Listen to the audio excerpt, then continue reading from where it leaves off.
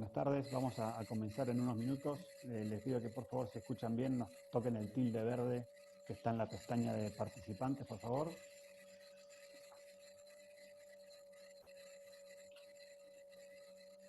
Bien, se escucha bien, gracias.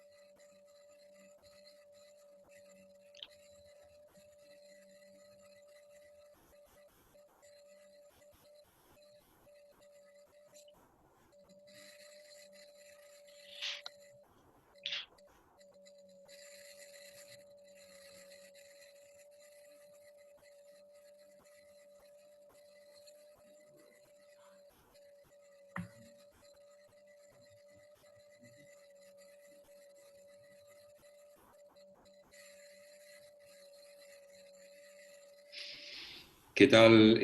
Buenas tardes a todos. Gracias por estar aquí presentes en esta nueva normalidad. De esta sí la conocemos porque ya venimos en realidad practicando hace un tiempo. Ustedes saben que nosotros acabamos de largar una carrera que es la carrera de posgrado de especialización en gestión de la energía. Esta carrera fue pensada a lo largo del año pasado y bueno, podemos decir que hemos tenido en parte suerte, pero bueno, fue un trabajo bastante importante y ya tenemos aprobada por CONEAU a la misma y bueno, ya ahora comienzo este año, este cuatrimestre, perdón, el que sigue ahora. No quiero hacer más propaganda al respecto porque de eso se va a encargar Daniel Fartonani, que es el director de la carrera. Y bueno, y este lanzamiento tiene que ver con una charla que la va a dar uno de los docentes de la carrera, que es Henry Nicola, un graduado nuestro, que va a ser presentado también, en este caso por Cristian, que es otra de las personas que ha trabajado duramente, digamos, en el armado de esta carrera. Así que yo, bueno, brevemente, como decano de la facultad, les doy la bienvenida a todos y les paso la palabra ya directamente a Daniel para que haga una presentación de la carrera que empieza a dictarse este cuatrimestre. Bueno, buenas tardes a todos. Yo soy Daniel Fartonani, el director de la carrera de posgrado. Simplemente en unos pocos minutitos, voy a explicar en qué consiste la carrera, básicamente debido a muchas consultas que hemos tenido sobre la misma, y bueno, vamos a aprovechar la oportunidad para explicar un poco en qué consiste. Como recién dijo Adrián, la carrera está aprobada por CONEAU, o sea que lo tuvimos hace muy pocos días a la aprobación, así que bueno, es una carrera que la podemos dictar completa sin ningún tipo de inconveniente en ese sentido. Sí, avanza. Bueno, la carrera básicamente consta de un plan de estudio que tiene que cumplir 360 horas. La carrera nació, que no sé por qué me salteó la diapositiva. Bueno, discúlpenme.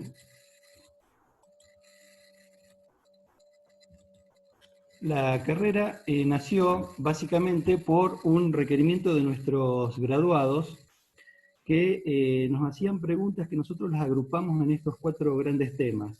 La pregunta de ellos, que estaban trabajando en distintas organizaciones, sobre todo en pymes de la región, era referida básicamente al aumento de los costos de energía, a cómo se comercializaba la energía, o sea, cómo se compraban los distintos energéticos, con respecto al uso interno de la energía para hacerla más eficiente y con respecto a las emisiones gaseosas.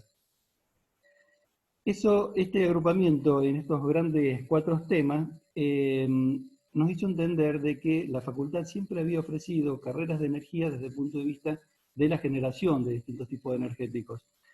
En cambio, en este caso teníamos que pensar una carrera o brindarle una solución a nuestros estudiantes, pero desde el punto de vista del usuario, o sea, cómo ellos tienen que comprar la energía y cómo la tienen que utilizar internamente hasta su disposición final. En ese sentido empezamos a ver qué había en el mercado, o sea, en las otras universidades y facultades del país, y nos encontramos de que las propuestas académicas sobre energía eran muy variadas, eran bastante abundantes, pero que daban o giraban alrededor de otros temas, como por ejemplo las energías renovables, la regulación de la energía, economía de la energía, o por ejemplo algunos mercados muy particulares, como podían ser el mercado del gas natural, del petróleo o de la electricidad. No encontrábamos una carrera que tomara todos estos temas que hablé un poco en la diapositiva anterior. Eso nos hizo pensar de todas las ofertas que nosotros como facultad podíamos brindarle. Dar una carrera de grado nos parecía inapropiado por la longitud, o sea, dar una ingeniería a egresados, o sea, chicos que ya habían cursado ingeniería y demás, nos parecía inapropiado. La otra alternativa que analizamos fue educación continuada, o sea, dar cursos sobre estos temas que vimos recién, pero de todas maneras nos parecía como que eran piezas de un rompecabezas que no lo terminábamos de armar. Entonces la mejor manera de poder armarlo fue, a nuestro criterio, armar toda una carrera estructurada de posgrado dentro de lo que son las especializaciones. Básicamente, ¿por qué una especialización? Bueno, porque está orientada a la parte profesional, o sea, básicamente a egresados que ya se encuentran trabajando en distintos ámbitos laborales, como les decía recién, pymes o organizaciones de otro tipo. Así nació la carrera, que resume básicamente todo lo que le interesa al usuario, o sea, al usuario de energía o al consumidor de energía, que es desde la gestión de compra, la eficiencia energética, el uso y consumo de energía y el impacto de la energía sobre el medio ambiente. ¿Cómo podríamos sintetizar esto? Bueno, a través de lo que se llama gestión de la energía, o sea, cómo se mejora el desempeño energético de una organización. Entonces, así nace la carrera, que tiene que cumplir con 360 horas de cátedra y está estructurada en 6 cursos, como figuran en esta diapositiva. Al que le interese profundizar en cada uno de los cursos puede ingresar a la página que después les vamos a pasar, muchos de ustedes ya lo han visto, y ahí haciendo clic en cada uno de los cursos figura el contenido de cada uno de ellos, quiénes son los docentes, un pequeño currículum vitae de cada uno de los docentes y cuándo, en qué momento se van a dar. La idea es dictar 2 cursos por cuatrimestre. En este cuatrimestre que viene daríamos lo que allí figura como curso 1, gestión de la energía, y como curso 6, energía y sustentabilidad. Y la carrera se completaría con un trabajo final integrador, como figura al pie de la diapositiva. En ese trabajo final integrador, la idea es que los alumnos aborden un tema concreto que sería deseable que sea sobre su lugar de trabajo, sobre su organización, y que desarrolle varios de los temas que se han dictado durante el transcurso de la carrera. Otra cuestión que nos parece importante es que no es obligatorio para algún interesado que curse todos los cursos de la carrera, valga la redundancia, sino que puede tomar cursos en forma individual. O sea, si a alguien le interesa únicamente dar el curso de gestión de energía, puede tomarlo sin necesidad de hacer los demás, o de comercialización, o la cantidad de cursos que quiera. Con respecto a esto, hay algo que quisiera destacar, que es, por eso me parece importante si pueden ingresar y ver el currículum de cada uno de los docentes que van a dictar las distintas materias, y son todos profesionales que se encuentran trabajando en la temática que van a dar y con una amplia trayectoria en el mismo tema. Simplemente a modo de comentario, el curso 3, que es de comercialización de la energía, ya que Henry es uno de los profesores de este curso, lo dividimos en 3 temas, que es comercialización de la energía eléctrica, comercialización de los combustibles líquidos y comercialización de los combustibles gaseosos, porque creemos que son los 3 tipos de energéticos que más se utilizan en las industrias de la zona. Allí pueden ver que el caso de Henry, que después Cristian va a leer un breve resumen de su currículum, va a dar combustibles líquidos, como les decía recién. Combustibles gaseosos va a ser dado por César Dona, que es actualmente gerente regional de Litoral Gas, y en la comercialización de energía eléctrica, el profesor responsable va a ser Marcelo Casín, que hasta hace un poquito tiempo fue gerente general de la empresa de energía. O sea, eso es lo que queremos marcar, que queremos que es la gran ventaja que va a tener este curso para una persona como usuario o como consumidor, el currículum sobre todo los docentes. Entonces, como les decía recién, la modalidad del dictado puede ser de la carrera completa o de cursos sueltos. Está planteado para darse de manera vespertina e intensiva. Por ejemplo, el curso de gestión de la energía se va a dar la primera semana de septiembre, la primera semana de octubre y la primera semana de noviembre, de lunes a viernes de 6 a 9 de la noche y los sábados de 9 a 13. Y el curso de energía y sustentabilidad se va a dar la tercera semana de octubre y la tercera semana de noviembre, de lunes a viernes, de 6 de la tarde a 9 de la noche. Eso sí, los cursos se van a dictar de manera sincrónica a través de esta plataforma de Zoom, y también se va a hacer uso de del entorno virtual que cuenta la universidad. Bueno, y allí tienen la página donde se encuentran los detalles del curso y un mail donde pueden enviar cualquier duda o pregunta que les surja. Las inscripciones se abrieron este lunes pasado 17 y duran hasta el 28 de agosto. Y se hace todo vía web, o sea, ingresando a la página de la facultad, de allí se pueden ingresar directamente completando los formularios. Bueno, eso es todo, quedamos abiertos a preguntas, y Cristian, te paso la palabra para que lo presentes a Cristian e iniciemos la charla de hoy. Gracias, Daniel, gracias, Adrián. La verdad que muy buena, como siempre, la exposición de Daniel. Esperamos que les haya quedado claro, y si no, están todos los medios de contacto para sacarse las dudas de esta nueva carrera, de esta nueva propuesta que tenemos desde la facultad. Y para continuar con la actividad de hoy, lo tenemos justamente a Henry Nicola, orgulloso para nosotros, docente de la especialización en gestión de la energía. Henry es ingeniero químico, graduado de nuestra facultad, tiene un máster en dirección de empresas por la Universidad Católica, tiene una larga carrera en ExxonMobil y Action Energy, incluyendo asignaciones en el exterior. Se retiró de Action Energy como vicepresidente de Supply y Trading, y actualmente se desempeña como consultor en distintos proyectos para Pan American Energy y otras compañías. Fue miembro del directorio de Sopetrolera Argentina y de Móvil Argentina, y también vicepresidente de la Comisión de Downstream de la Cámara de Industria del Petróleo y miembro del comité directivo de dicha Cámara, y profesor de la carrera de Industrialización y Economía del Petróleo del ITBA. Vamos a darle paso entonces a Henry con su charla, que seguramente va a comentar la importancia de la gestión de la energía, y más aún en este marco actualmente de pandemia y lo que va a ser la post-pandemia. Así que adelante, Henry, cuando quieras, todo tuyo. Buenas tardes, y primero, buenas tardes a todos. Gracias por estar aquí escuchando, y primero voy a tratar de compartir la pantalla.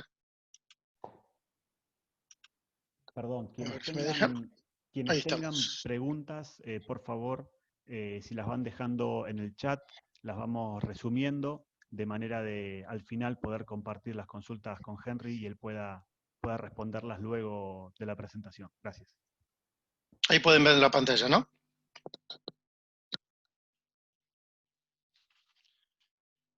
Perfecto, bueno. Perfecto. Bueno, buenas tardes a todos. Un gusto estar acá en esta nueva, como dijo recién Adrián, en esta nueva normalidad, virtualidad a la que nos estamos acostumbrando. No es sencillo, porque uno cuando da una charla, cuando estaba en forma presencial, podía ver las caras de la gente que estaba allí, más o menos sabía quiénes estaban allí. Aquí tenemos ahora unas 100 personas conectadas, y no sé si esas 100 personas son especialistas en petróleos o no especialistas en petróleo, con lo cual voy a tratar de acomodar la charla esta en un lenguaje intermedio y la idea es hablar unos 30, 40 minutos y después que haya preguntas, que haya debate. Esa es la parte más interesante de toda charla. Así que voy a empezar mostrándole un poco el contenido que preparé para hoy. Lo dividí en 5 partes.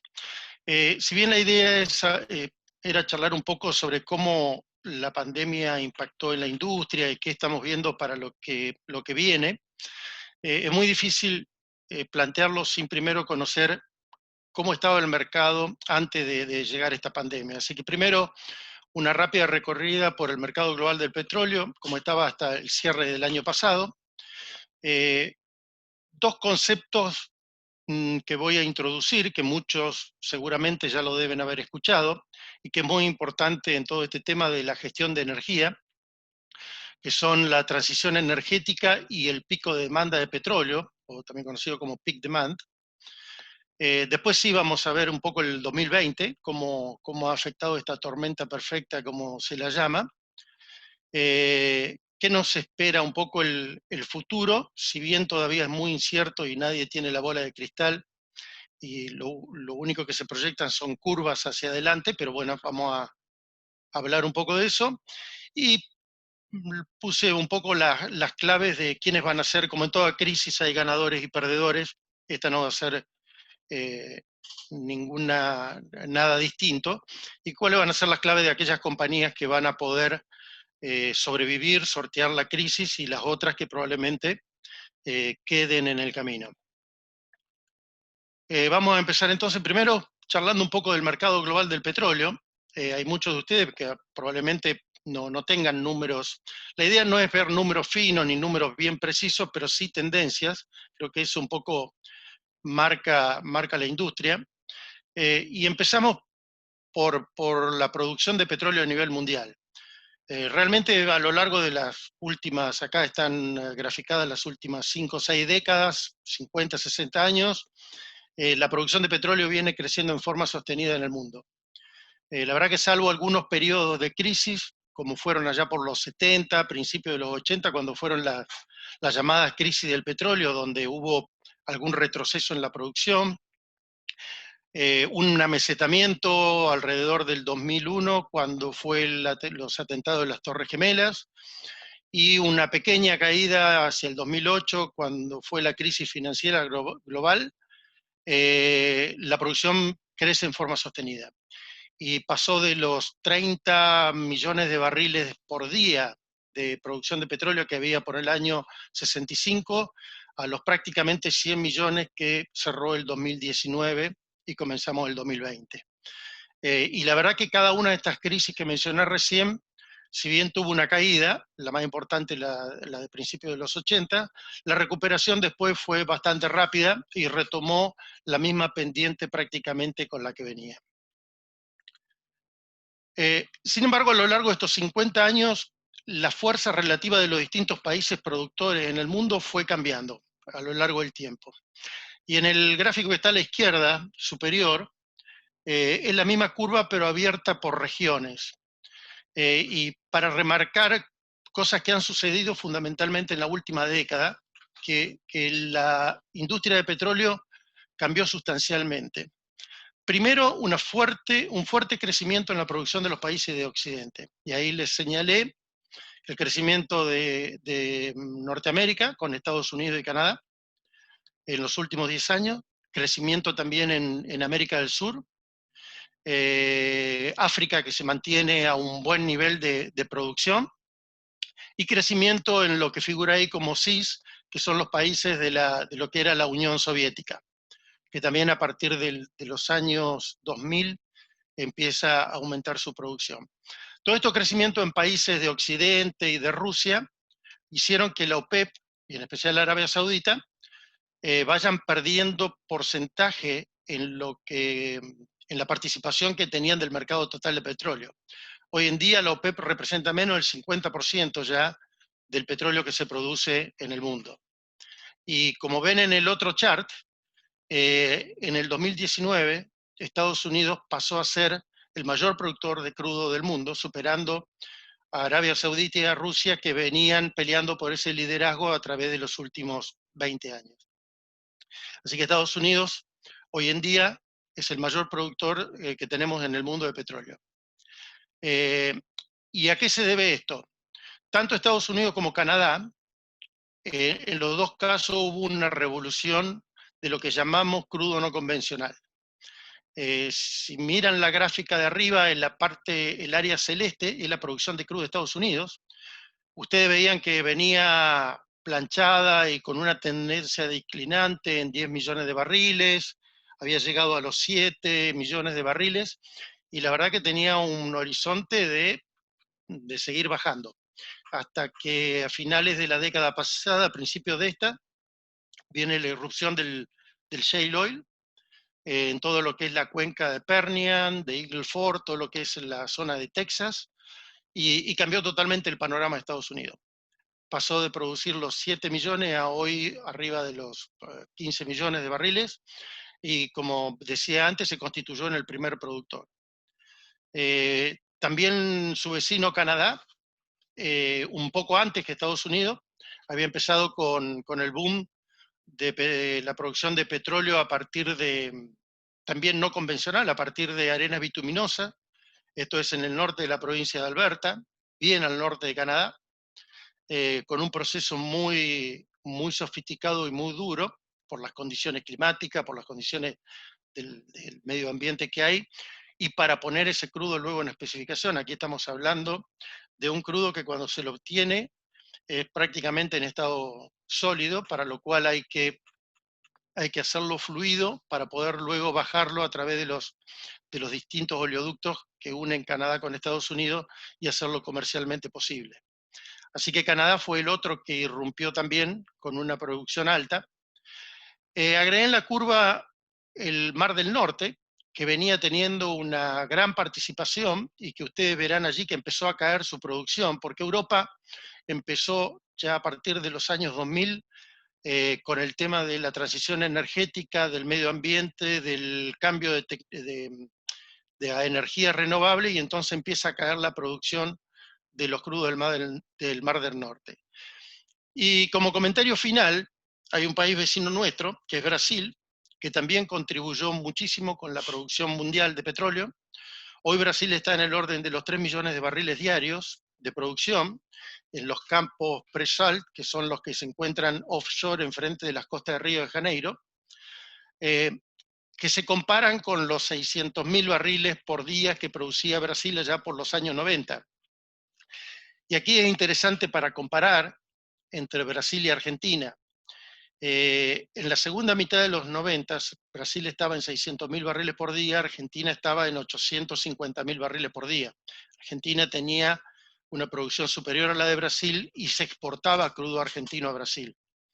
Hoy Brasil está con 3 millones de barriles por día y Argentina de esos 850 cayó y hoy está en 550.000 barriles, que fue aproximadamente el promedio del año pasado.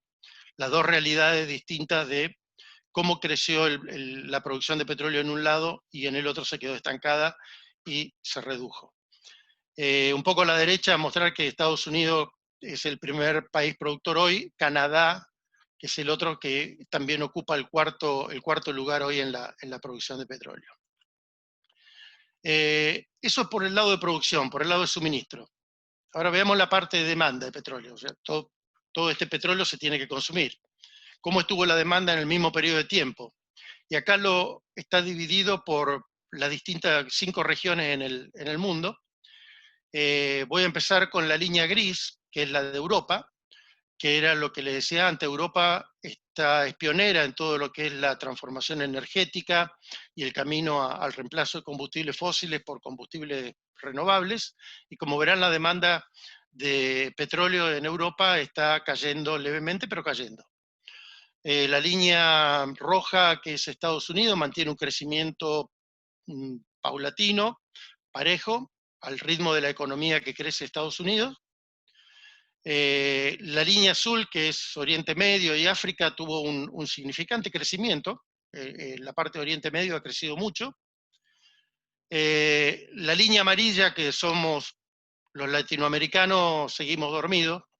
La verdad que todo el potencial que tenemos, como verán, Latinoamérica es el que menos crece, y no es por una cuestión de, como en Europa, que nos estamos transformando a energía limpia, es más una cuestión de realidad económica del continente. El continente no despega. Y dejé por último la tendencia de la línea verde, que es Asia y Oceanía, porque voy a pasar al siguiente chart, que muestra cómo el sudeste asiático quintuplicó el consumo en las últimas 3 décadas. ¿Y quiénes son los dos países que están traccionando fuerte el consumo en aquella región? China e India.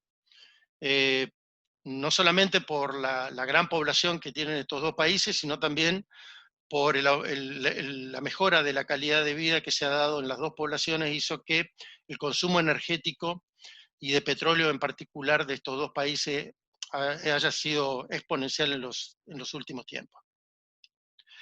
Esta combinación entre producción y demanda termina sumado a conflictos geopolíticos que siempre se dan. El petróleo es un commodity, y el commodity que más conflictos geopolíticos trae en el mundo, termina generando una curva de precios que está aquí graficada en los últimos 15 años. No me fui más atrás porque pierde un poco de sentido, habría que ajustarlo por inflación y todo lo demás, así que tomé los últimos 15 años y marqué los 3 periodos donde los precios del petróleo cayeron, para después compararlo con lo que fue este año. En el 2008, una caída muy fuerte. El petróleo en ese momento estaba a niveles de 130, 140 dólares por barril. Quizá hay mucha gente joven que por allí no se acuerda, pero teníamos valores históricos, récord de precio de petróleo. Y de pronto entra la crisis de Lehman Brothers, de las hipotecas en Estados Unidos, y en poco tiempo se derrumba. Cada una de las barras es un mes, así que el petróleo pasa de 140 a niveles de 40 dólares por barril en cuestión de 6 meses. Se recupera, vuelve a niveles de 100, 110 dólares por barril, aunque parecía que no era posible. Y allá por el año 2014, cuando Estados Unidos ya empezaba a aportar muchos barriles de crudo al mercado, de crudo no convencional, que habíamos visto en las gráficas anteriores, Arabia Saudita empezó a preocuparse por el efecto de la sobreproducción de Estados Unidos y el impacto que iba a empezar a tener sobre el precio del petróleo.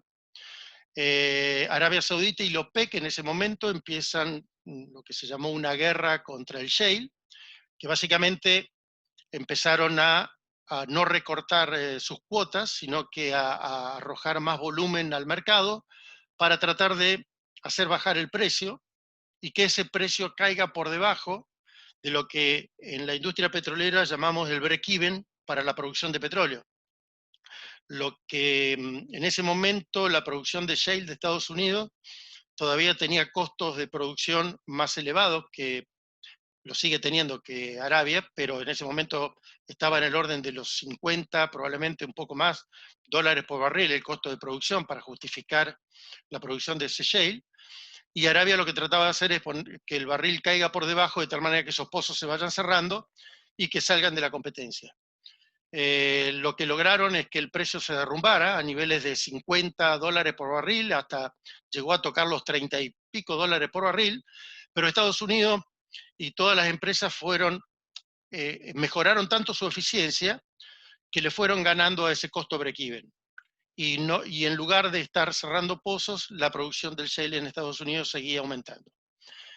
Hasta que allá por el año 2007, y ya viendo que la guerra no tenía sentido, llegan a un acuerdo, la OPEP, ahí se incluye Rusia dentro del acuerdo, y finalmente logran un recorte de producción que hace que los precios de petróleo empiecen a aumentar al restringir la oferta de este producto, y con una demanda que seguía creciendo.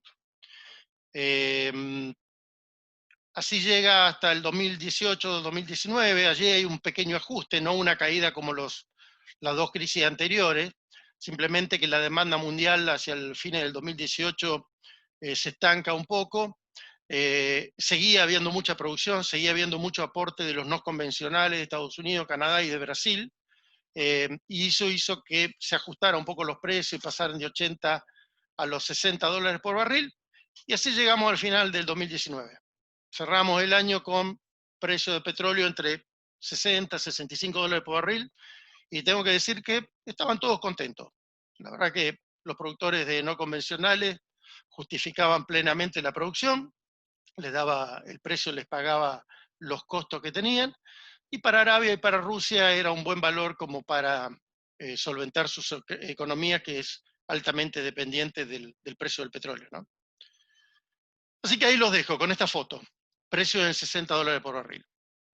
Ahora voy a pasar a la segunda parte, que es introducir los conceptos estos de transición energética y pico de demanda de petróleo, que es un poco el vocabulario que después del 2015, que fue la reunión de París, donde se discutieron y los países acordaron metas para el calentamiento global y la reducción de emisiones con un horizonte hacia el 2040-2050, la industria petrolera a partir de allí, especialmente durante el año 2018 y 2019, venía incorporando términos nuevos como la transición energética, como el peak demand, energía renovable, decarbonización, todo para lograr un crecimiento sustentable de la economía.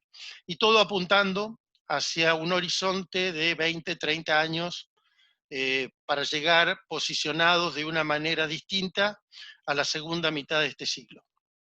Porque la verdad que el planeta así lo requiere, y un poco el mensaje es: no podemos seguir aumentando la temperatura del planeta como viene aumentando, porque vamos a tener serios problemas que van a ser irreversibles. Quiero acá ponerle por el tema que mencionaba anteriormente, que era el aumento sustentable de la economía, y este chart me parece muy, muy ilustrativo y grafica en la parte, en el eje inferior, está el consumo energético per cápita, una escala logarítmica, de los distintos países, y en el eje vertical, el grado de desarrollo que tienen esos países. Como ustedes verán, hay una amplia correlación entre el consumo energético per cápita y el grado de desarrollo. En los círculos celestes, el tamaño de los círculos muestra la población de cada uno de los países, la cantidad de habitantes que tiene. Los círculos celestes que están en el extremo superior derecho son los países de más alto desarrollo del mundo, los europeos, Estados Unidos, que tienen un alto índice de demanda energética per cápita. Y después, a medida que nos vamos moviendo, vamos llegando, ahí están ilustrados China, México, India en el medio, y finalmente caímos a los puntos rojos, que son los países menos desarrollados, como Yemen, Bangladesh y algunos otros países que están allí. Fundamentalmente hay muchos de África, que son países con poco desarrollo y, como verán, con muy bajo consumo energético per cápita. ¿Esto qué quiere decir? Estos países tienen derecho a desarrollarse como todos los demás, y estos países, cuando se vayan desarrollando, y más aquellos países como India, que tienen una gran masa de población, se van a ir moviendo hacia la derecha. Por lo tanto, este desarrollo va a traer necesidad de incorporar o de aumentar la provisión de energía para que toda esta población acceda a un nivel de vida, a un estándar de vida más alto. ¿Qué es la transición energética? Y empiezo nombrando algunas cosas que el planeta enfrenta para los próximos 30 años. Todos hablan de que el PBI se incrementará un 100%. Este número era anterior a la pandemia, probablemente la pandemia le reste algunos puntos, no será el 100, será el 90, pero estamos hablando de prácticamente duplicar el PBI del Producto Bruto del mundo en los próximos 30 años. A su vez, un poco el consenso es que tendremos 2.000 millones más de habitantes en el mundo, a los cuales hay que darle de comer, a los cuales hay que darle energía. y como mencionaba antes, el aumento de la necesidad de energía para mejorar la calidad de vida de todos aquellos países que todavía están con un nivel muy pobre de desarrollo humano. Y al mismo tiempo que hay que cumplir estos 3 puntos, el planeta no puede seguir aumentando la temperatura como lo venía haciendo, con lo cual necesitamos limitar ese aumento de temperatura, como lo planteó el Acuerdo de París, no más de 2 grados centígrados, y para eso hay que reducir las emisiones. La transición energética no es otra cosa que ir transformando el sector energético a nivel global para evolucionar de los combustibles, una matriz totalmente direccionada a combustibles fósiles como hay hoy, a una energía cero carbón para la segunda mitad de este ciclo. Para ello no es fácil, se requiere un esfuerzo muy grande en los próximos 30 años de todos los sectores, incluyendo el petrolero, para poder lograr que el crecimiento de la economía mundial realmente sea sustentable y que no vaya en perjuicio de la calidad de vida por el tema del medio ambiente. Para ver un poco la magnitud del cambio que estamos hablando para el futuro, acá puse un chart que muestra la evolución del consumo, de cómo está la matriz energética en los últimos, desde los años 90 hasta ahora, en los últimos 30 años. A ver, no hay duda que los combustibles fósiles, petróleo, gas natural y carbón, representan el 80% de la energía mundial, y no solamente que está en el 80%, sino que viene aumentando ese porcentaje. Es decir, la energía mundial hoy se basa en combustibles fósiles. Nos guste o no nos guste, esa es la realidad. Y después tenemos biocombustibles, la energía nuclear, hidroeléctrica, la solar y la eólica, que está allí en amarillo en el medio, que prácticamente se distingue muy poco, que es lo que hay que aumentar para lo que viene. Pero bueno, esta es la magnitud de lo que hay que cambiar. Hay que cambiar este 80%. Y para eso me voy a empezar a agarrar un poco las proyecciones que hacen las dos compañías petroleras. Las compañías petroleras, para aquellos que un poco no están en el tema, todos los años sacan un reporte energético con una visión de los próximos 20, 30 años. Plantean cómo va a estar, cómo va a evolucionar la energía del mundo, qué cosas hay que hacer para los próximos 20 o 30 años. Los dos o tres que más renombre tienen son los de ExxonMobil, los de BP y los de Shell. En este caso ahora traje los de ExxonMobil y los de BP, y traje también lo que proyecta la Agencia Internacional de Energía, la IEA, para lo que estimamos 2040-2050. Acá empiezo con ExxonMobil, voy a cubrir rápido estos charts. ExxonMobil plantea, con una base en el 2017, plantea que el consumo de petróleo líquido va a seguir aumentando prácticamente hasta el 2030. A partir del 2030, como verán, se va mesetando y es como que va llegando ahí a un pico. Distinto en la situación del gas natural. El gas natural tiene prácticamente un aumento, están planteando un aumento lineal hacia el futuro, y parte de eso es porque el gas natural va a ir reemplazando el carbón, al cual sí o sí se tiene que reducir. Todavía el mundo es muy dependiente del carbón. Si ustedes miran en las barras de la derecha, el carbón en el año 2017 representaba casi el 30% del consumo total de la energía del mundo. Quizás aquí no lo sentimos tanto porque Argentina tiene muy poco, casi nada, de generación de energía a partir del carbón, pero sí en muchos lugares del mundo, como en China, por ejemplo, el carbón sigue siendo muy importante.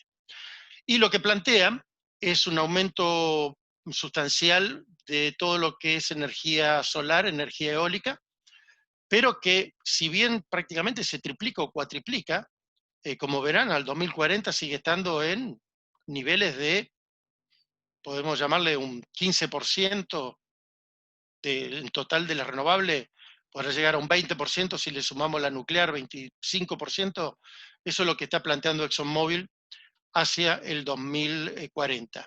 Lo interesante aquí es que plantean de que el aumento de energía a partir de ahora, el aumento anual de energía, el 40% de ese aumento lo van a aportar las energías renovables. Y eso es un cambio, es decir, los fósiles si bien se van a mantener o van a aumentar un poco en el consumo total, van a bajar en cuanto al porcentaje en la matriz energética futura. Me voy a lo que plantea BP. BP plantea 3 escenarios distintos, que lo van a ver allí, están explicados a la derecha, pero me voy a quedar con el escenario un poco del medio, que es una transición un poco más rápida que la que plantea ExxonMobil. El primer escenario de BP sería equivalente al de ExxonMobil.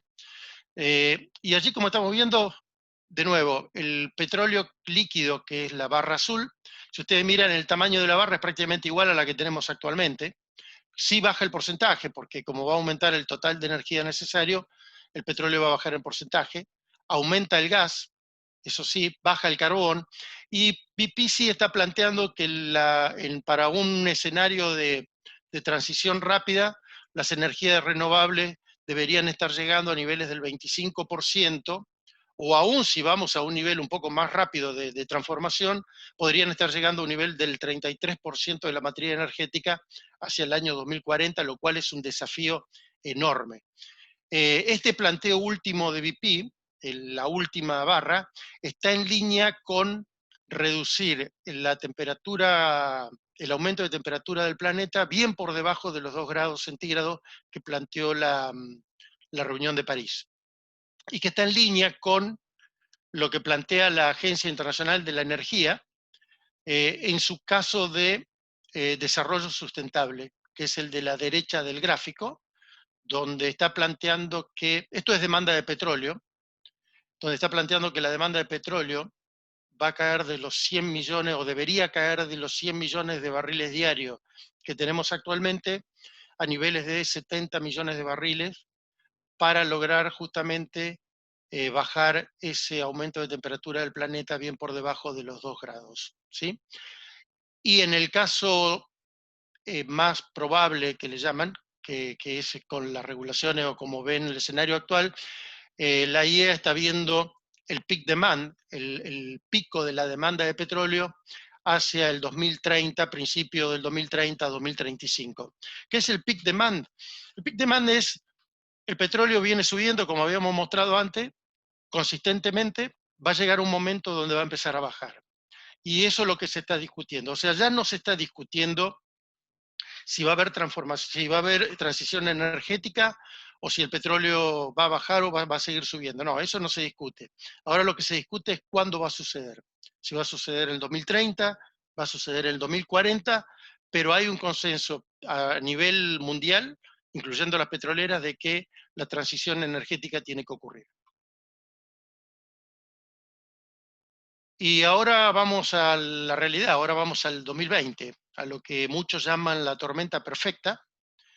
Habíamos planteado ese mercado que nos había dejado el 2019 con precios alrededor de $60 por barril, un mercado relativamente calma, pero donde había una inestabilidad porque la producción en ese momento estaba por arriba de la demanda, es decir, la producción estaba creciendo más rápido que la demanda, con lo cual siempre tenía que haber alguna reunión de la OPEP para tratar de hacer algún ajuste en sus cuotas, y se había visto favorecido en los últimos 2 o 3 años por la caída de producción de países como Irán y fundamentalmente por la caída de producción de Venezuela. Venezuela dejó de aportar al sistema prácticamente 3 millones de barriles por día en los últimos años y pasó de ser uno de los principales productores de petróleo del mundo al día de hoy, donde tiene una producción de petróleo que es de los menores países que producen petróleo en el mundo. Está muy por debajo inclusive de Argentina. ¿Qué es la tormenta perfecta? La tormenta perfecta es la conjunción de 2 grandes cosas. La pandemia por un lado y un conflicto geopolítico que se da casi en simultáneo por el otro lado entre los árabes y los rusos. Y para eso me voy a ir a un par de charts. El primero de la derecha arriba muestra la demanda de petróleo en el mundo.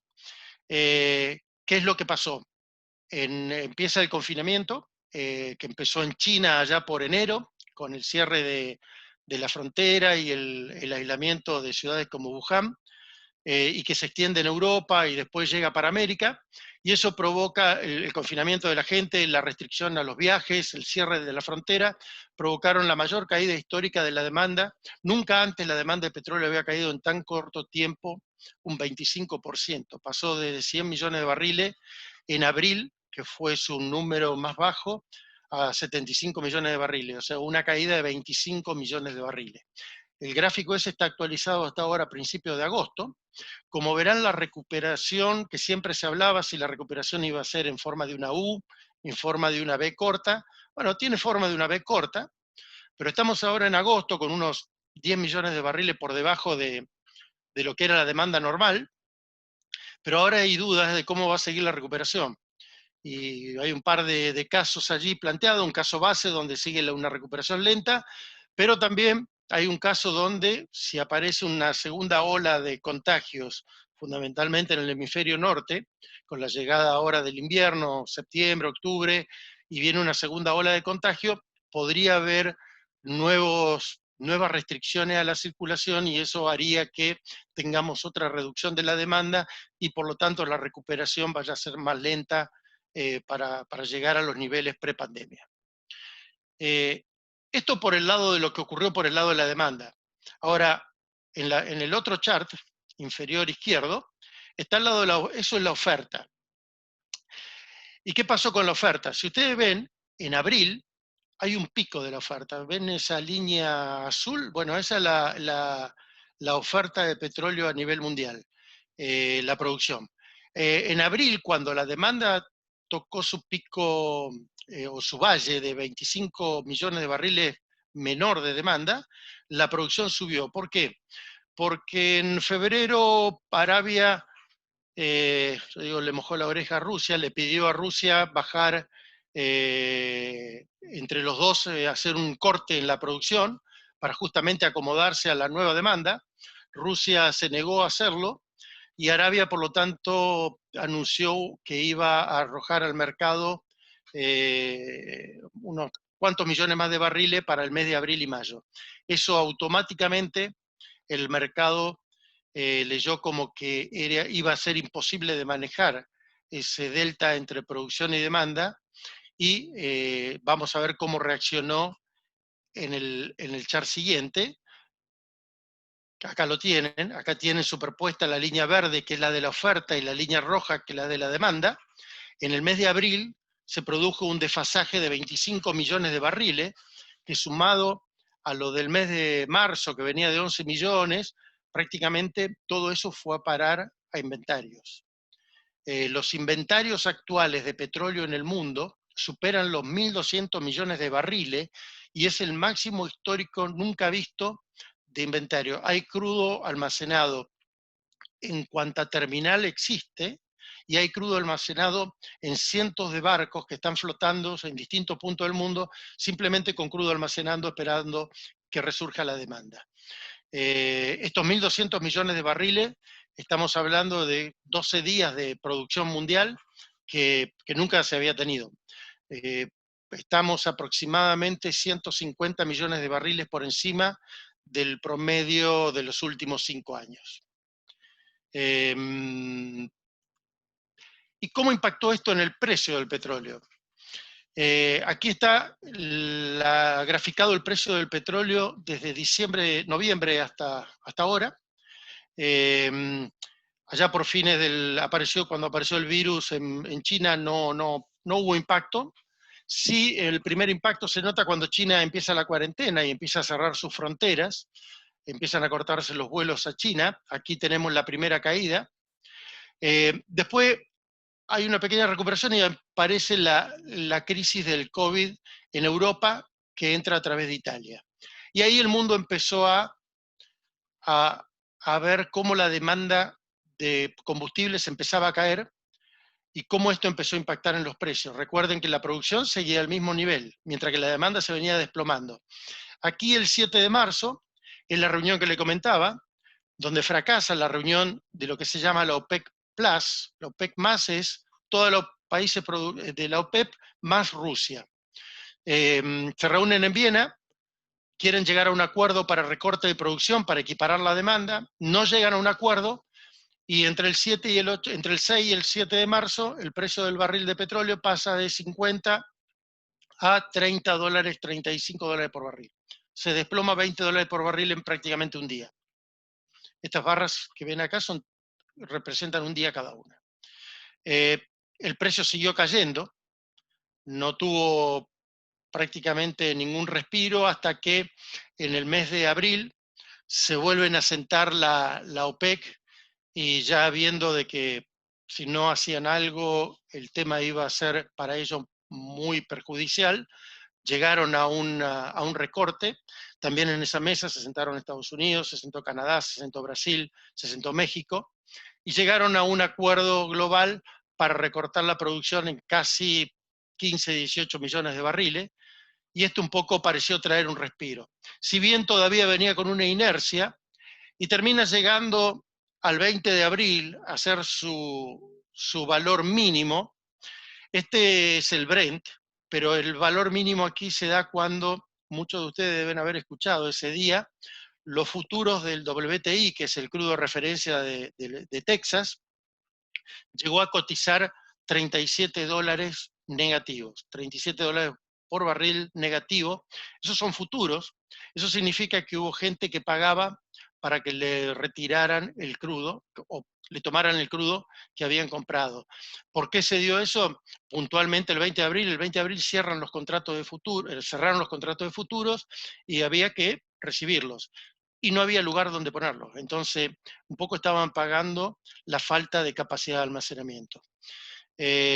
A partir de allí empieza una recuperación. El corte de la OPEC fue efectivo realmente.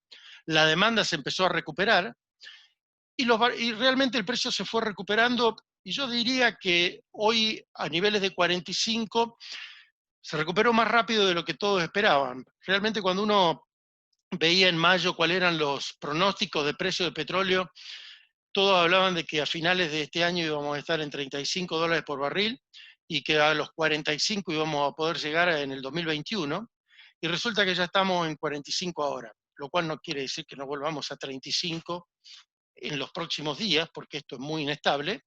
Así que todo depende un poco de la fuerza. La OPEP en este momento se está por reunir nuevamente porque quiere empezar a liberar un poco la producción esta que había recortado de todos sus países. Tiene mucha presión de sus miembros para liberar producción, y si la demanda no sigue recuperándose al ritmo que venía, o si tenemos una segunda ola de contagio y la OPEP libera barriles, probablemente este número termine cayendo nuevamente, no creo que mucho más a niveles de 35, pero puede llegar a seguir cayendo.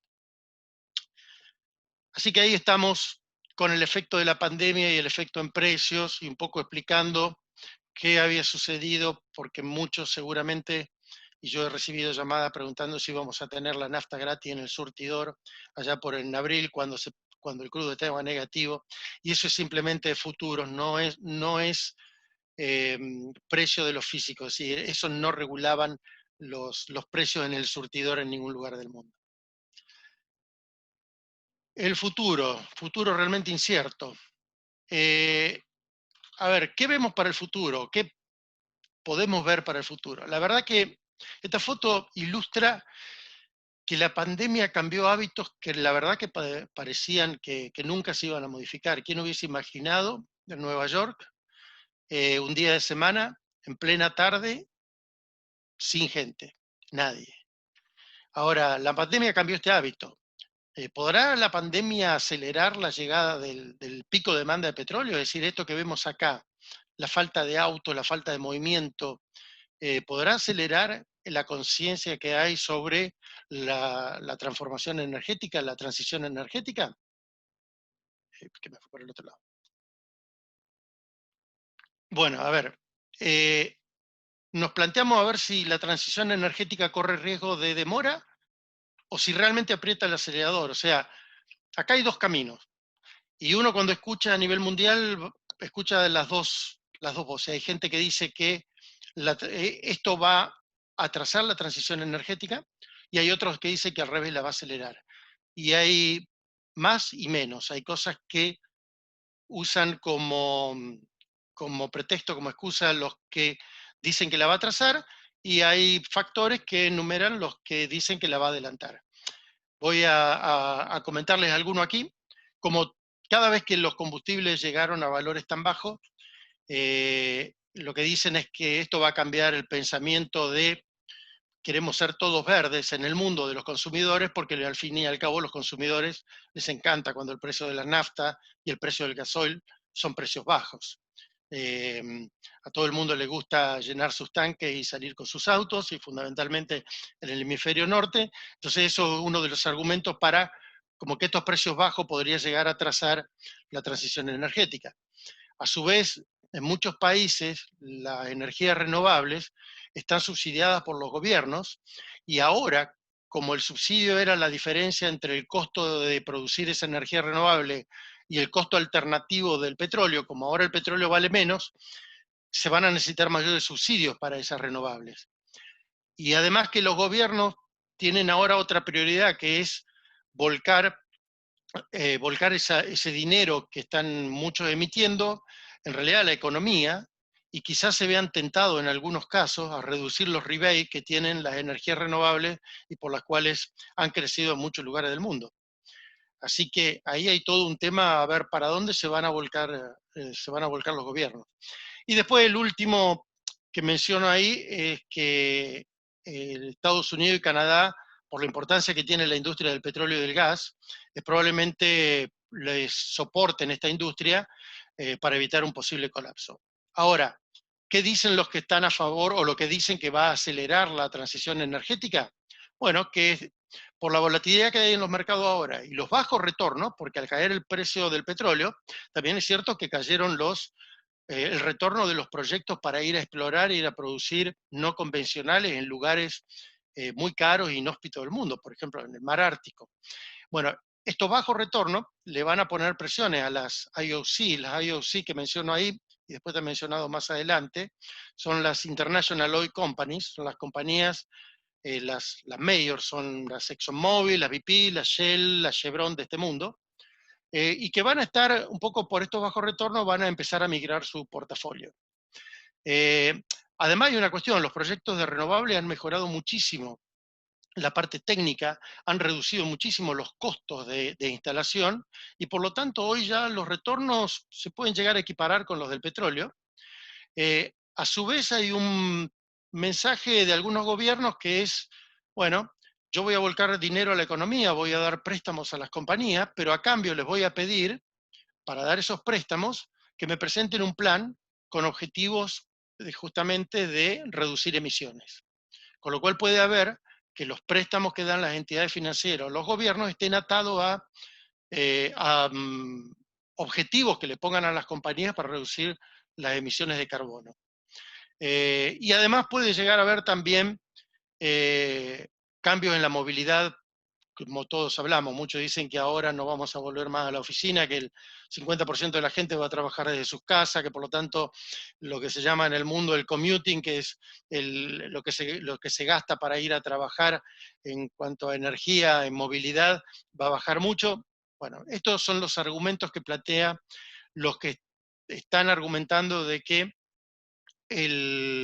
la transición energética se va a acelerar en los próximos meses.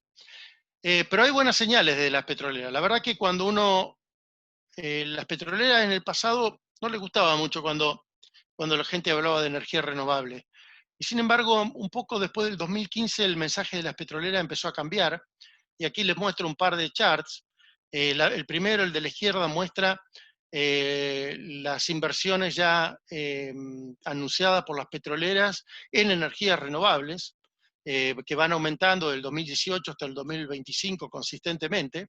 Estos son inversiones en energías renovables.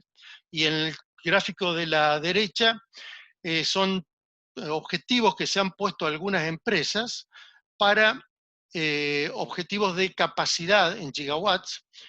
Para el 2030, por ejemplo, BP se puso 50 gigawatts de estar generando en forma clean, o sea, renovable.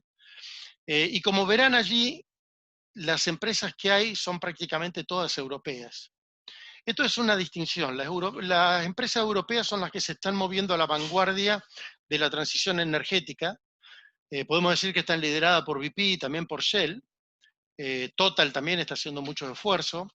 Repsol de España, Equinor, que es la noruega, y Eni, la italiana, pero todas las europeas se están moviendo a un ritmo mayor. Después viene un segundo pelotón, que son las americanas, y yo diría que las chinas, la del sudeste asiático, vienen un poco más atrasadas. Pero los nuevos targets que se plantearon y que estamos viendo aquí de inversiones, se están estimando que van a requerir 200 billones de dólares de inversión en energía renovable por las empresas petroleras, lo cual es un número.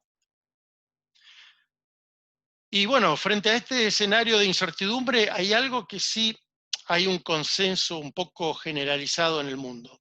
Hasta ahora, el mercado del petróleo era un mercado de productores, era un mercado de oferta. Y todo el mundo nos preguntábamos siempre, y los más antiguos seguramente, bueno, ¿cuándo se terminará el petróleo? ¿Hasta cuándo tenemos petróleo? Bueno, hoy en día va a pasar a ser un mercado de compradores, y ya no vamos a preguntar cuándo va a terminar el petróleo, sino que la pregunta es, ¿cuándo el petróleo ya no tendrá más usos? Ya las compañías están estimando que habrá parte de sus reservas que van a quedar bajo tierra y no lo van a poder sacar porque no van a tener demanda. Hoy en día los proyectos de reservas de petróleo a largo plazo están teniendo muy poco atractivo porque justamente aquellas reservas de más de 50 años corren el riesgo de no poder sacarse nunca. Entonces vamos a tener un mercado que va a estar mandado por la demanda, donde va a haber una capacidad instalada tanto de producción como de refinación ociosa, y por lo tanto va a haber mucha competencia entre los productores para colocar los barriles que produzcan.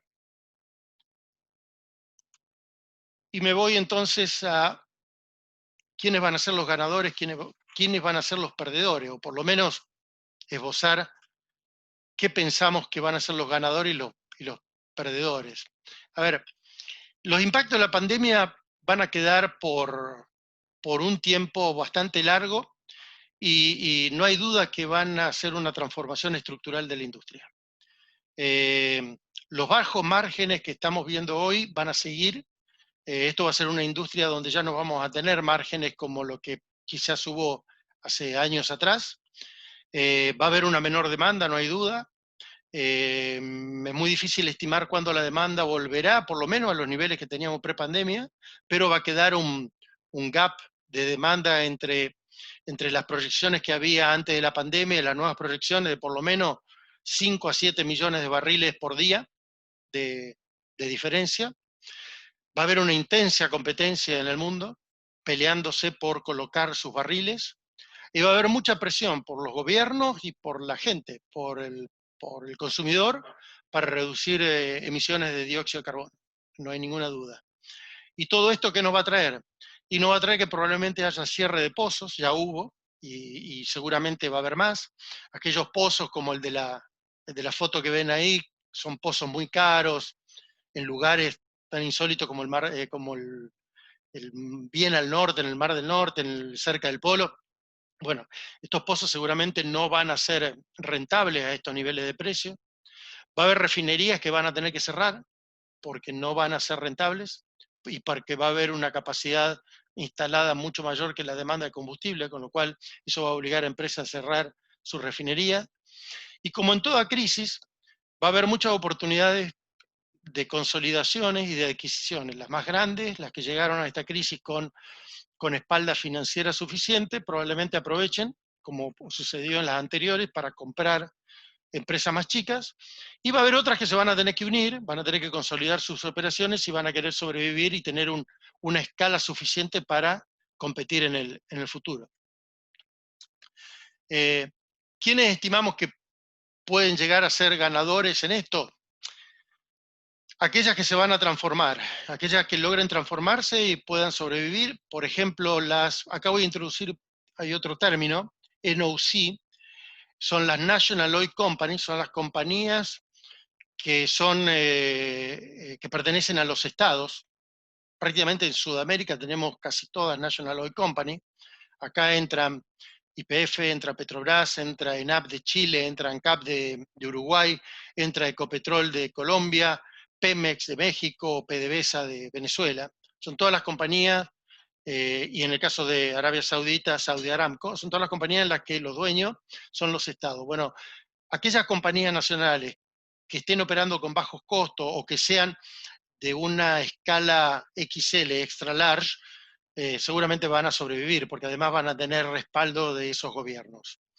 Las compañías independientes, las International Oil Companies, y van a tener que transformarse e innovar para poder sobrevivir.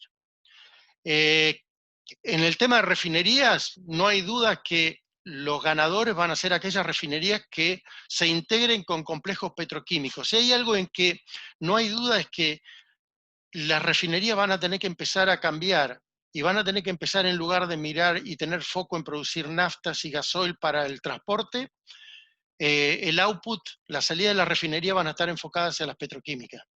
Materia prima para la petroquímica va a ser donde las refinerías van a subsistir en el futuro. Y por lo tanto aquellos complejos refineros petroquímicos van a estar en perfectas condiciones para competir. Y seguramente va a haber refinerías más chicas que no tienen petroquímica, pero que están en algunos nichos locales, en países o en regiones muy específicas, a lo mejor con producciones de crudos regionales y con red propia de estaciones de servicio que van a poder sobrevivir en ese contexto local. Ahora, va a haber otras que directamente van a cerrar o van a ser compradas. Aquellas National Oil Companies que tengan altos costos o se transforman o van a tener muy serios problemas. Los productores de no convencionales de alto costo, aquellos no convencionales que están siendo producidos en lugares muy lejanos, y acá voy a incluir quizás el norte de Canadá también, y probablemente van a estar en problemas también. Y van a tener que cerrar muchos de esos pozos porque no van a poder competir y no va a haber suficiente demanda para los barriles que produzcan. Las refinerías de pequeña escala y fundamentalmente aquellas localizadas en donde hay grandes refinerías van a ir cerrando. Y aquí ya se está dando, hay compañías que están anunciando ventas y cierres de refinerías relativamente chicas, no solamente porque no son competitivas, sino porque es una de las formas que están encontrando para reducir sus huellas de carbono en el futuro. O sea, tanto Shell como BP, por ejemplo, están anunciando algunos cierres de refinerías chicas en Europa, justamente para sacar de su huella de carbono lo que les aportan estas refinerías. Y aquellas refinerías que estén lejos de los mercados consumidores del futuro también van a tener problemas. ¿Cuáles son los mercados consumidores del futuro? China, India y el Medio Oriente. Allí, aunque parezca mentira, hay hoy en día entre 8 y 10 proyectos de nuevas refinerías gigantes que se están instalando y que se van a instalar en los próximos 10 años. Con lo cual lo que vamos a ver es cierres de refinerías en Europa, probablemente cierre de refinería en Estados Unidos y construcción de nuevas refinerías complejas de muy alta eficiencia, tanto en China como en India como en Oriente Medio. Ese es un panorama que estamos viendo para los próximos años. Ahora, ya llegando al final y un poco sacando la conclusión, y muchos se preguntan, bueno, ¿la industria de oil and gas va a sobrevivir? Sí, la industria de oil and gas va a ser necesaria. O sea, como veíamos, la matriz energética va a seguir necesitando del petróleo y del gas, por lo menos en un 60-70% de acá al 2050. Con lo cual, la industria de oil and gas va a seguir supliendo la mayor parte de la energía que el mundo necesita, ¿sí? Pero para ello va a tener que transformarse, ya no va a poder operar como venía operando, va a tener que multiplicar la innovación tecnológica, va a tener que mejorar enormemente su eficiencia y va a tener que producir esa energía en forma sustentable, va a tener que buscar nuevos medios para reducir las emisiones. El dióxido de carbono ya es mala palabra y hay que buscar, muchos de ustedes habrán escuchado nombrar de que ya se está hablando de la captura y el almacenamiento de dióxido de carbono, y eso ya está ocurriendo en el upstream. Y por último, la transformación de estas compañías, un poco aquellas que logren transformarse a través de distintos pasos, seguramente van a terminar liderando el mercado, ¿Y cuáles son las cosas que van a tener que hacer? Primero, todas las compañías van a tener que reorganizar el portafolio de negocios. Como dijimos, van a tener que incorporar van a tener que incorporar petroquímicas, van a tener que incorporar energías renovables a sus portafolios. Todas aquellas que eran solamente compañías de petróleo no van a poder seguir como compañías de petróleo solamente, van a tener que expandir su horizonte. Van a tener que buscar agresivamente merge and acquisition, o sea, consolidarse con otras o comprar otras, crecer en tamaño. El tamaño va a ser probablemente algo que haga que estas compañías sobrevivan o no sobrevivan. No hay duda que van a tener que mejorar la performance y la competitividad. Aquellas que se queden con una performance baja se van a quedar en el camino. Van a tener que rediseñar el modelo operativo. Se viene la era de la digitalización, la era de todo lo digital, de todo la automatización en las refinerías, en todos los procesos, con lo cual todo el modelo operativo que tenían las petroleras, tanto en upstream como en downstream, van a tener que rediseñarse. Y la organización del futuro probablemente sea distinta. También van a tener que organizar la organización en cuanto a los talentos de las personas, seguramente van a cambiar, se van a necesitar distintos talentos. Estábamos hablando con un amigo de que en estas crisis, como sucedió en todas las anteriores, las compañías, y ya se vio, en el mercado local también, las compañías normalmente sacan planes de retiro justamente para bajar su nómina laboral y reducir sus costos operativos. Cuando las compañías sacan los planes de retiro, normalmente estos planes de retiro son muy atractivos para la gente que tiene experiencia, para la gente, llamémosle de mi edad, de 50 largos, empieza a retirarse y las compañías empiezan a perder experiencia, ¿sí? Y esa experiencia la tienen que cubrir de alguna manera.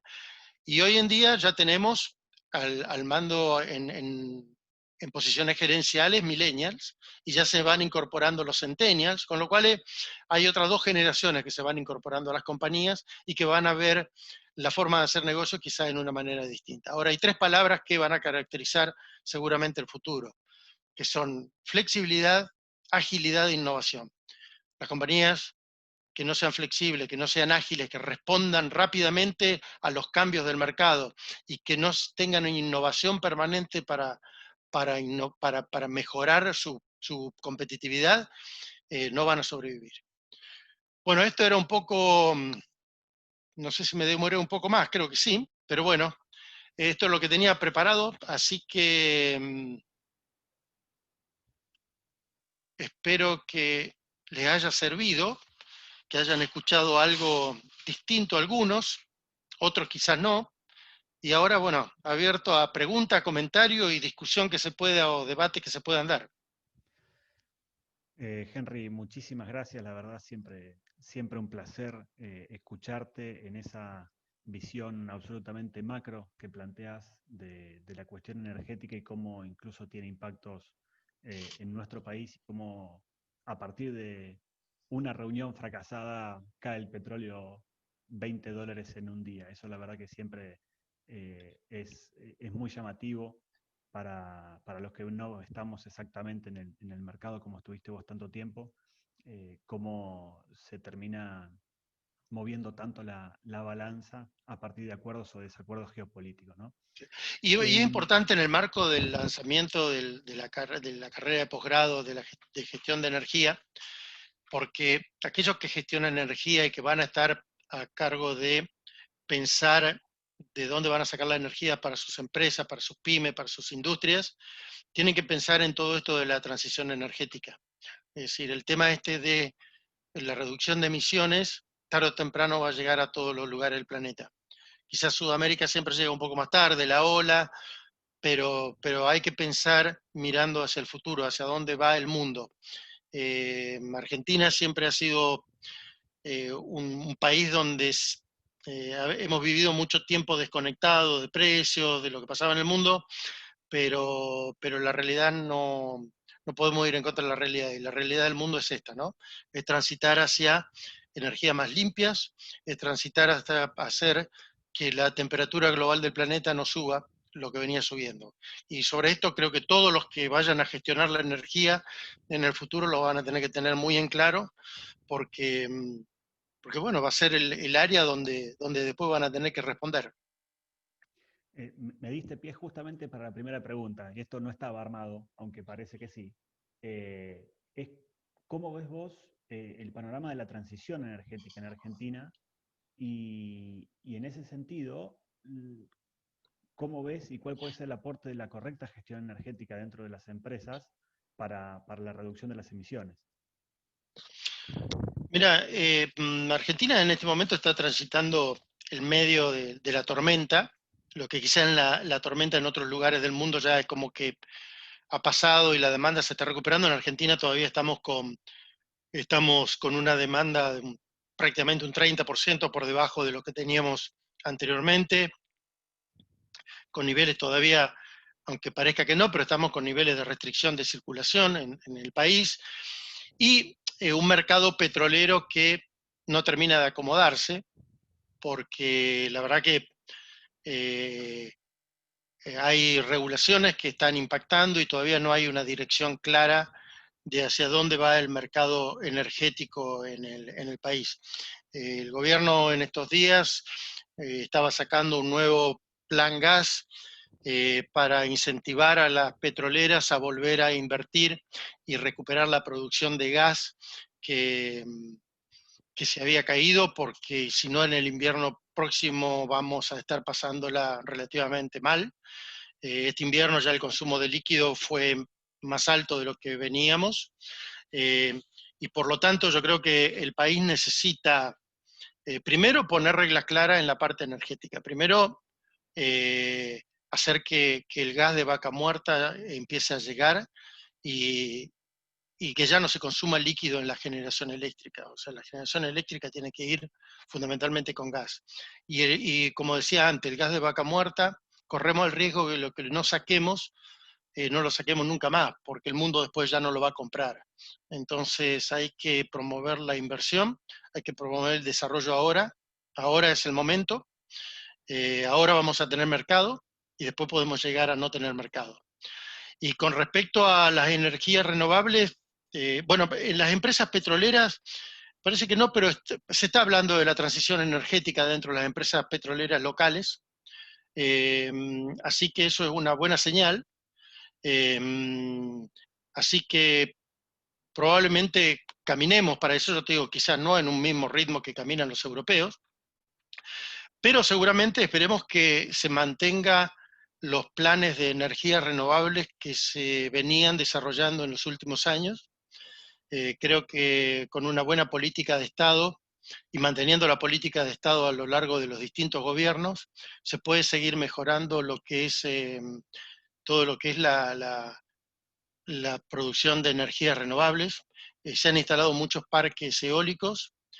Todos sabemos que la energía renovable tiene un problema, que es la intermitencia, es decir, cuando no hay viento, cuando no hay sol, lamentablemente no se puede generar, con lo cual allí vamos a estar muy dependientes del desarrollo de baterías, pero es todo evolución. En Argentina también se habla de las posibilidades de litio, de la minería en litio para el tema de baterías, así que creo que hay mucho potencial para evolucionar hacia los renovables, los biocombustibles, por ejemplo, también. Con todo el etanol que se puede producir en Argentina, con la capacidad instalada que tenemos de biodiesel. Pero bueno, todo eso requiere una política energética consistente y durable en el tiempo. Es la clave. Si no, vamos a ir 2 pasos para adelante, 1 para atrás, 2 para adelante, 1 para atrás, pero para despegar es una política que sea independiente de los gobiernos, que sea una política de Estado y que perdure en el tiempo. Clarísimo, Henry. Te meto un poco más en la realidad de las empresas. ¿Ves en la eficiencia energética una oportunidad real para la reducción de costos, aún sin haber una clara señal de precio todavía? ¿Y crees que en algún momento los precios van a sincerarse de la energía y ahí las empresas necesariamente van a tener que salir más rápido a encarar esta gestión? ¿Qué opinas en ese sentido? Ya te lo llevo del global al local. En el mundo, lamentablemente no, lo tenía el chart, no lo puse acá, pero el principal, en suplir la energía que va a necesitar en el mundo para los próximos 20 años, la principal fuente de energía adicional es la eficiencia energética. Es decir, el nivel de eficiencia energética supera a cualquier aumento de cualquiera de las otras formas de energía.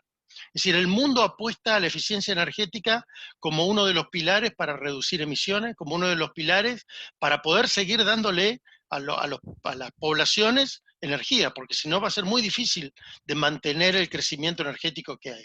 Con lo cual, en el mundo la eficiencia energética es número uno. En la Argentina tiene que ser número uno.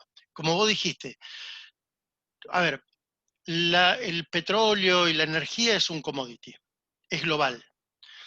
Podemos vivir desconectados del mundo durante 1 año, 2 años, pero ya sabemos lo que nos pasa cuando tenemos los precios bajos de la energía. Trae desabastecimiento de energía. Entonces, la energía tiene que tener su costo, el costo real que cuesta producirlo, ¿sí?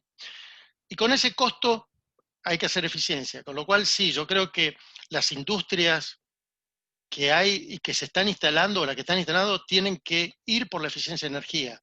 No hay que quedarse en esa de, no, como el gas está subsidiado y me sale barato, no tengo problema, entonces lo dejo que consuma. Estoy con una eficiencia energética baja. No, porque le va a venir por 2 lados. Le va a venir por que en algún momento le van a sincerar los precios y no va a estar preparado, pero también en algún momento le van a caer, cuando quiere ir a pedir un préstamo a un banco, el banco le va a decir, mostrame tu huella de carbono, mostrame tu nivel de emisiones, y si no, no te doy un préstamo. Porque eso es lo que se puede ver, en lo que puede venir en el futuro.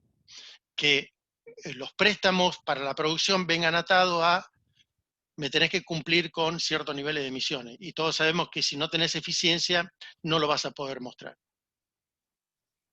Está muy, muy claro, Henry, como siempre. Te llevo un poco a Vaca Muerta. Sí. En esta virtualidad viajamos a Neuquén. Hablabas de que Argentina, a ver, hablabas que en el mundo va a haber 2.000 millones más de personas y los otros 6 que ya están mejorando su calidad de vida, y es clave darles alimento y darles energía. Sí. Creo que Argentina tiene de los dos, ¿no? Sí. Alimentos tenemos de sobra y energía también tenemos. Me apunta que se escucha un poco bajo el micrófono. ¿Crees que estos dos son los rubros industriales y de producción más importantes para un despegue definitivo de la Argentina en cuanto a su calidad de vida, a su productividad? ¿O ves algún otro que se No. nos esté escapando? A ver, yo creo que el agro debería liderar, porque el agro, primero fue una industria, podemos llamarle, un sector donde prácticamente no fue impactada tanto por la pandemia, siguió, y ustedes lo ven allí en la provincia, en Santa Fe, siguió a como venía produciendo, y creo que la potencialidad que tiene Argentina para producir alimentos y quizás ponerle un poco de valor agregado a ese alimento, es muy grande, con lo cual el agro va a ser una del sostén del crecimiento económico de Argentina, sí. Y en el petróleo, y yo creo que también en la minería, están los otros.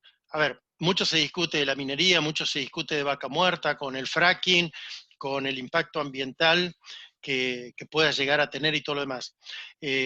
Todo es manejable, o sea, con regulaciones. El Estado tiene que poner regulaciones concretas y controlar que se cumplan. Y todo es posible. Estados Unidos lo hizo. Estados Unidos, como vimos antes, cambió de 7 millones, duplicó la producción y pasó de ser un país importador de crudo a ser un país exportador de crudo. Argentina tiene una de las reservas de gas más altas del mundo y tiene una reserva de crudo también shale muy alta, una de las más altas del mundo también. Bueno, el potencial está ahí. Y para ese potencial se necesitan inversiones. Tenemos una ventaja, que ya las empresas multinacionales, las que tienen la tecnología para sacar ese crudo y ese gas, están instaladas en la Argentina, porque se instalaron en los últimos años. Lo único que están esperando son señales económicas positivas para invertir en lo que cuesta sacarlo de allí. pero se necesitan aparte inversiones. Si te acordás, el año pasado habíamos charlado en una de las charlas, es las inversiones en todo lo que es el midstream, que es el nexo entre el upstream y el downstream, y que involucra oleoductos, gasoductos, puertos, terminales, todo lo que hace que el crudo y el gas salgan de los pozos y lleguen a los consumidores, se carguen en barcos y vayan al mundo. Y como dije antes, cuidado, porque la demanda va a ir cambiando y lo que no saquemos en los próximos años puede llegar a quedar ahí abajo en Neuquén y no tener después ya retorno económico para sacarlo. Entonces, creo que sí, que Vaca Muerta debería constituirse en otro de los pilares, y la minería, no conozco mucho, pero creo que la minería también tiene el otro potencial. Bien, y en este sentido también nos preguntan si tenés una estimación de cuál es el break-even del precio del petróleo para que sean rentables los proyectos en Vaca Muerta. Y bueno, creo que ya Yo, respondiste largo las condiciones para el desarrollo, pero en un precio puntual es una de las preguntas que nos hicieron en el chat. Vaca Muerta se había mejorado mucho. Cada uno de los pozos tiene su característica, y por supuesto no hay un precio break-even único, pero un poco el consenso estaba alrededor de los 45, algunos pueden necesitar 50, otro a lo mejor se la arregla con un poco menos de 45, pero entre el rango entre 40 y 50 allí están ubicados la mayor parte de los productores de Vaca Muerta, y yo creo que con eso podrían empezar a volver a explorar. Por supuesto que, de nuevo, hay que hacer las otras inversiones que requieren que ese precio se sostenga, ¿no? Acordémonos que cuando uno tiene el precio este del barril y uno mira el Brent, después le tiene que hacer el descuento per se por la calidad, pero después le tiene que hacer el descuento por la regalía, y después le tiene que hacer el descuento por las retenciones, cuando ahora no por la pandemia, pero hasta antes de la pandemia el país tenía un 10% de retenciones sobre las exportaciones, con lo cual todo ese precio que uno ve cuando lee el mercado internacional en 45 al productor de petróleo, cuando recibe en la mano, recibe mucho menos. Para darle un ejemplo, cuando comenzó la pandemia y hubo una reducción muy fuerte de la refinación de crudo en el país, hubo 3 refinerías que pararon su producción, los productores de crudo neuquino tuvieron que salir a exportar rápidamente porque, a ver, parar un pozo es lo último que se quiere hacer, tiene sus costos y después no se sabe cómo va a arrancar una vez que se lo vuelve a poner en producción. Y salieron a exportar, y hubo cargamentos que salieron a precios, yo digo que al productor le quedó por debajo de $10 por barril. Y algunos de los cargamentos que directamente no se vendieron y se lo dejaron flotando porque creo que les daba negativo. Entonces, el precio que uno ve a veces en el mercado internacional, que uno lee el Brent 45, cuidado porque después los crudos locales tienen un descuento, ¿no? Acordémonos que Vaca Muerta va a ir a competir directamente, el crudo de Vaca Muerta va a ir a competir directamente con el crudo que produce Estados Unidos, el shale oil de Estados Unidos, porque tienen características muy similares estos dos crudos, y Estados Unidos ya invirtió en todo lo que es la infraestructura, y por lo tanto tiene una infraestructura logística que puede abaratar muchísimo más los costos que lo que tenemos hoy aquí en Argentina. Y como el mercado termina siendo lo mismo, que es exportarle a China, y hay que navegar hasta China. Entonces, la logística influye mucho. Buenísimo, Henry. Ya te hago la última abusando de tu amabilidad y tu predisposición este rato. Y en esta transformación tan importante que planteabas al final de la industria de oil and gas en cuanto a eficiencia y costo, ¿cómo crees que nuestra facultad, a través de sus laboratorios, de sus graduados y de sus actividades de innovación, carnadas muy fuerte en el laboratorio 4.0 en el que estamos hoy presentes acá con el equipo de la facultad, qué crees que la facultad tiene para aportar en este sentido que colabore e impulse esta transición? A ver, primero seguir aportando el nivel de graduados que vino aportando en los últimos 100 años, ¿no? Eso creo que cuando uno recorre la industria y la industria petrolera, petroquímica del país, ve la cantidad de gente graduada en la FIC, siente orgullo, ¿no? Gente que está no solamente en la industria petrolera local, sino gente que está en Estados Unidos, en Arabia, en muchos otros lugares. Con lo cual, realmente ser graduado de la FIC yo digo que es un plus. Y la FIC se tiene que ir ayornando a lo que va pidiendo el mundo. El laboratorio 4.0 me parece excelente. El mundo, como decía antes, va a evolucionar hacia la digitalización. Te voy a contar un caso que estamos experimentando en este momento como parte de consultor. Estoy trabajando por una compañía americana que tiene mucha experiencia en lo que es el soporte técnico operativo a refinerías, fundamentalmente cuando hay problemas serios en unidades de refinería. Y el esquema de trabajo desde siempre era que una refinería tiene un problema en una unidad, se levanta el teléfono, se lo llama a los expertos, ponen 2 o 3 expertos, 1, 2 o 3 arriba de un avión, al día siguiente están acá y están en la refinería una semana solucionando el problema. Bueno, no hay vuelos, hay pandemia, el experto no puede venir. Y anda a explicarle a la unidad de la refinería que no tenga problema. La unidad no, le dice, che, hay pandemia, no, funciona bien, no, sigue estando el problema. Bueno, se acaba de implementar un método que es el RealWear, que es un casco inteligente, con monitor, con cámara, con micrófono y audífono, que se lo pone a alguien acá, va a la unidad, a los equipos que se quieren operar o que necesitan atención extra, y esa imagen y todo ese se transmite directamente a Estados Unidos y lo está viendo el experto en una pantalla ya, y le va indicando al operador, al técnico, al ingeniero que está aquí, qué tocar, qué le muestre, qué no le muestre, qué variables modificar, y eso está ocurriendo ahora en este momento. Con lo cual, todo esto trajo y bueno, cuando termine la pandemia, ¿por qué no seguir con esto? O sea, poner a alguien en primera clase arriba de un vuelo, el hotel, los viáticos, es caro. Para las compañías argentinas es caro. Esto abarata mucho y está demostrando la efectividad.